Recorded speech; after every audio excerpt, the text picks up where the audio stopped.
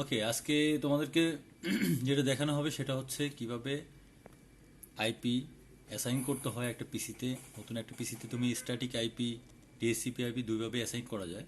সেক্ষেত্রে IP assign করার procedure, কিভাবে আইপি তুমি চেক করে দেখতে পারো পিসি থেকে, সেই প্রসিডিউরগুলো আজকে তোমাদের দেখানো হবে। তাহলে প্রথমত আমি তোমাদেরকে কীভাবে বেসিকভাবে তোমার পিসিতে কোন আইপিটা বসানো আছে সেই আইপিটা চেক করার নিয়মটা দেখিয়ে দিচ্ছি। উইন্ডোজ আর চাপ দিয়ে তোমরা কমান্ড মোডটা আনতে পারো, অথবা চাইলে তোমরা এখানে স্টার্ট বাটন ক্লিক করে সিএমডি লিখতে পারো। লিখে সিএমডিতে ক্লিক করে জাস্ট এখানে কমান্ড লিখবা IP config config, that's it, আর কিছু না। এন্টার দেওয়ার পরে এই যে তোমার আইপি 4 অ্যাড্রেস 192.168.65.230, এর মানে হচ্ছে এটাই হচ্ছে তোমার পিসির আইপি। এটা হচ্ছে তোমার সাবনেটিং মাস্ক, আর এটা হচ্ছে ডিফল্ট গেটওয়ে। তোমার পুরো ইনফরমেশন, পিসির যে ইনফরমেশনগুলো আইপি রিলেটেড রয়েছে সব কিছুই দিয়ে দেওয়া হয়েছে। ওকে, এখন আমরা যাব হচ্ছে কিভাবে তুমি এই পিসিতে অন্য একটা আইপি অ্যাসাইন করতে পারো স্ট্যাটিকলি, সেই বিষয়ে বলা হবে। সেই বিষয়ে হলে তুমি কমান্ড রাখতে পারো, কেটে দিতে পারো। এখান থেকে তোমরা এই লোগো থেকে যেতে পারো। লোগো থেকে মাউসের রাইট বাটন ক্লিক করে open network and sharing centre click করলাম। ক্লিক করার পরে তোমরা এখানে দেখলা ইন্টারনেটের নিচে লোকাল এরিয়া কানেকশন নামে একটা মেনু খুঁজে পাবা, ওই মেনুতে ক্লিক করবা। ক্লিক করার পরে এখানে ডিটেলস ক্লিক করে তোমরা দেখতে পারো আইপি অ্যাড্রেস সবগুলো, এখান থেকেও দেখতে পারো। কমান্ড ছাড়া যদি ম্যানুয়ালি দেখতে চাও এখান থেকে দেখতে পারো। এখানেও সেমটাই দেখানো হচ্ছে 192.168.65.230। হ্যাঁ, তো সেক্ষেত্রে এখানেও ডিফল্ট গেটওয়ে সবগুলো দেওয়া আছে। এখন চাচ্ছ তুমি এটাকে সাপোজ ডিএসসিপিতে রাখবা, ডিএসসিপি আইপি অ্যাসাইন করবা, মানে এটা স্ট্যাটিক বসবে না, ডিএসসিপিতে অটোমেটিক, হ্যাঁ ডাইনামিক বসবে, ডাইনামিকলি অটোমেটিক পেয়ে যাবে। সেক্ষেত্রে তোমার করণীয় কি? সেক্ষেত্রে তুমি এখান থেকে প্রপার্টিতে যাবা। তোমাকে কি বলছে? You do not have sufficient privilege for configuring connection properties, contact your administrator. সেক্ষেত্রে তোমার এটা থেকে হবে না, সেক্ষেত্রে তুমি এটা কেটে দিয়ে, যেহেতু এটা ইউজার এন্ডে, তুমি অ্যাডমিনিস্ট্রেটর এন্ডে ঢুকবা, সুইচ করবা ইউজার করে অ্যাডমিনিস্ট্রেটর ইউজারে ঢুকবা।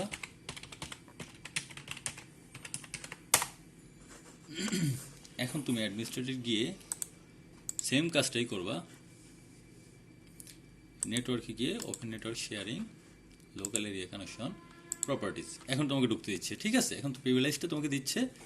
তুমি এখন আমাদের যেই আইপি, আমরা কোন ভার্সনের আইপি ইউজ করি? IP4 version. ঠিক আছে, যেহেতু আমরা এখন পর্যন্ত IP4 ভার্সন ইউজ করি, সেক্ষেত্রে IP4 আমরা ঢুকলাম। ঢুকার পরে দেখো এখানে স্ট্যাটিকলি আইপি বসানো আছে, বুঝে গেছে? এখন তুমি obtain and IP address automatically করে দিয়ে, obtain DNS server address automatically যদি করে দাও, সেই ক্ষেত্রে কি হবে? ওকে দিলে তোমার এটা ডিএসসিপি হয়ে গেছে অটোমেটিক। তখন রাউটার থেকে অটোমেটিক তোমার যে আইপিটা থ্রো করবে সেই আইপিটাই তোমার পিসি পাবে। সাপোজ আমি এখন যদি দেখি কোনো আইপি কি যদি থ্রো করে থাকে, আইডেন্টিফাইং হচ্ছে, কিছু টাইম লাগবে তোমার আইপিটা থ্রো করার জন্য। অলরেডি আইপি থ্রো করেছে, আমরা দেখি এখানে কি আইপিটা পেয়েছে। আইপিটা কি পেয়েছে?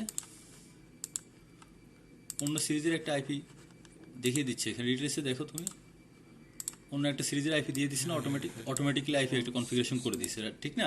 ডিএসসিপি।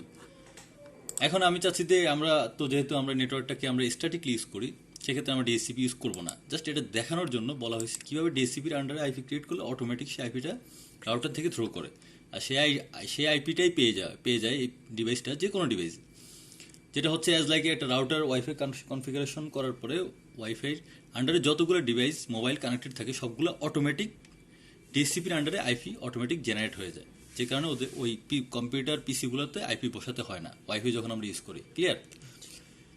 এখন আমরা আবার গেলাম। এখন আমরা চাচ্ছি না যে এই আইপিটা, এই যে এখন যে আইপিটা পেয়েছে আইপিটা আমরা চাচ্ছি না, আমরা চাচ্ছি যে স্ট্যাটিকলি আইপি বসাতে।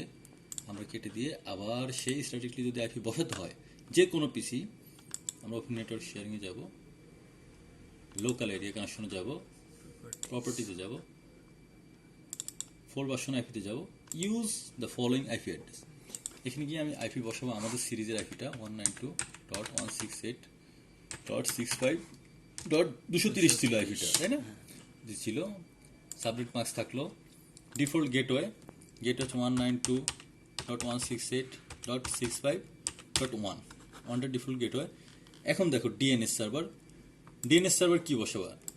তোমার যদি পার্সোনালি কোনো ডিএনএস সার্ভার থাকে, যে ডিএনএস এর মাধ্যমে তুমি থ্রো করতে চাচ্ছ, তখন ডিএনএস এর যে আইপিটা থাকবে সেই আইপিটা বসাবা। যেমন এখানে যে ডিএনএসটা সেটা দিবে 192.168.65.13, হ্যাঁ, ডিএনএস এর আইপিটা বসিয়ে দিয়েছো। যদি তোমার না থাকে তুমি তখন গুগলের সরাসরি ডিএনএস বসাতে পারো 8.8.8.8, তাহলে হচ্ছে এটা দিলেও তোমার ইন্টারনেট থ্রো করবে। গুগলের সরাসরি ডিএনএস মানে গুগলের ডিএনএস ইউজ করে তুমি দিতে পারো, দিয়ে ওকে দিবা।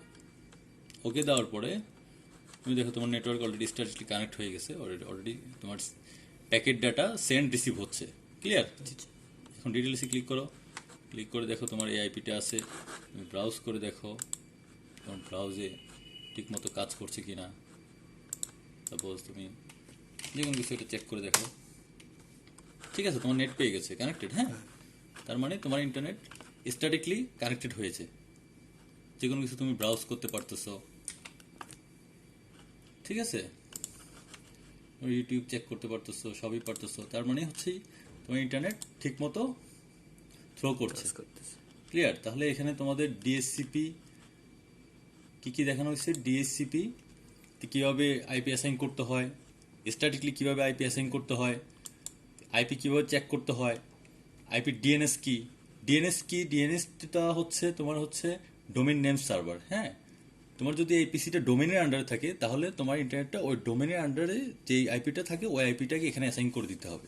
ওই আইপি হয়ে থ্রো হয়ে তোমার ইয়াতে প্রক্সি হয়ে দিলেও দেওয়া যায়, প্রক্সি ছাড়াও দেওয়া যায়, ঠিক আছে? তাহলে ওই ডোমেইন নেম সার্ভার থেকে তোমার আইপি ডিএনএসটা পেয়ে যাবে অটোমেটিক, ডোমেইন নেম সার্ভার থেকে ওই ডোমেইন নেম সার্ভার থেকে তোমার এখানে ইন্টারনেট থ্রো করবে, ক্লিয়ার?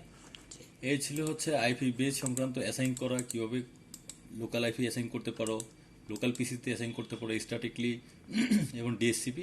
এই ছিল total all over IP base সংক্রান্ত তথ্য।